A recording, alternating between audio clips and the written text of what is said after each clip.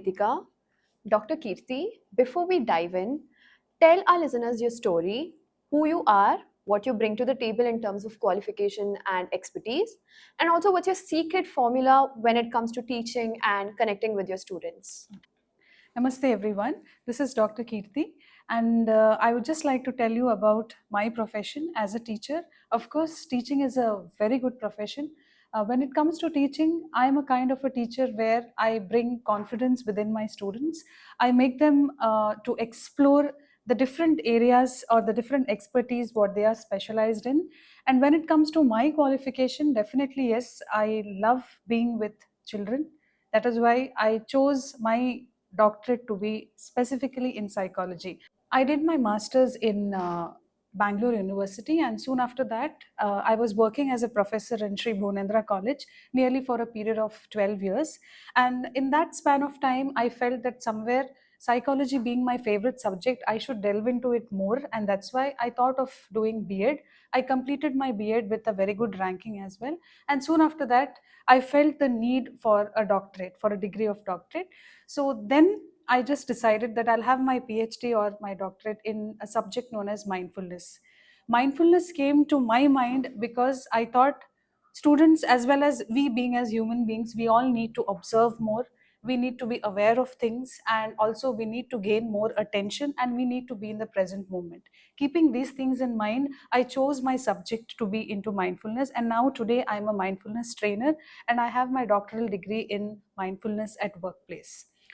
Coming back to how do I treat my students? Of course, like how I said, I treat my students with great joy because I am a jovial person. I want my students also to be jovial. I want to build confidence in them, and this is how the learning phase is for them. I find many types of students. Some students are kickstarters, some students are self starters. So whenever I find kickstarters, I never make them realize that they are actually kickstarters. I put them in teams, they all work together, and this is how they learn. For me, learning is more important, participation is more important rather than winning. That was beautiful, ma'am. I have a few more questions for you. What exactly inspired you to study human behavior and psychology? Okay. Behind this question, there are two reasons. One, I got inspired by my mother, who was also a teacher. So she always used to show love towards her students. That in turn dragged me to the same profession. So when I joined this profession, I felt that teaching, more than teaching the concepts, it would be better that I teach values to the students. Carrying values when you're moving out of the institute is more important than carrying the concepts. Of course, you should have a better knowledge about all the concepts because you need to be placed well, but at the same time, if you're placed well and you are not carrying values which is directly related to your personality, to your behavior, and to your psychology, the so-called concept of psychology, nothing works. So that's this is what motivated me. One is my own profession, and one is the love of being with all the children, all the kids, or maybe all the students, like how we all put it in terms, and also a great inspiration from my mother.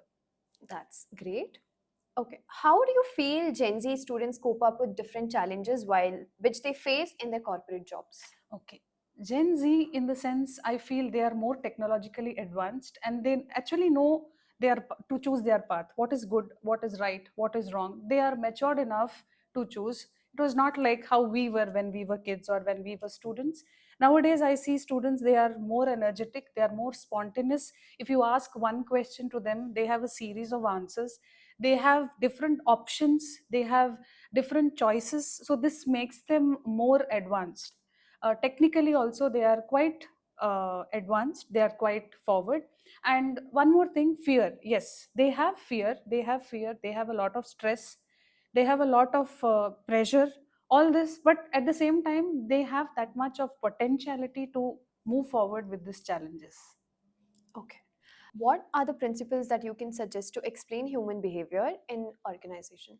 Okay, when it comes to organization, I must say that please don't expect much, but hope for the best. The more you expect, the more disappointment. So the less you expect, it will be you're trying to attract positive energy. That these are the principles what I would like to tell my students and tell everybody to apply in the organizations. Okay. The next question is, if you could give one piece of OB advice to your students who are stepping into corporate world, what would it be? Stay energetic and always try to work hard. At the same time, please work smart. Working hard is quite important, but at the same time, you should know where to stop. So be a smart employee so that you reach greater heights. Okay. I have a few rapid fire questions for you. Yes, please. The first one is first OB concept to teach. Personality, Okay.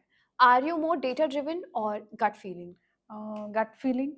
Worst meeting behavior. People are hesitant when they meet. What is that personality of you that is liked by students? I'm quite jovial. Okay. Most relaxing activity when you're stressed. Maybe going for a mindful walk. Okay. Thank you so much. It was Yes. wonderful. Thank you. Thank you, everyone.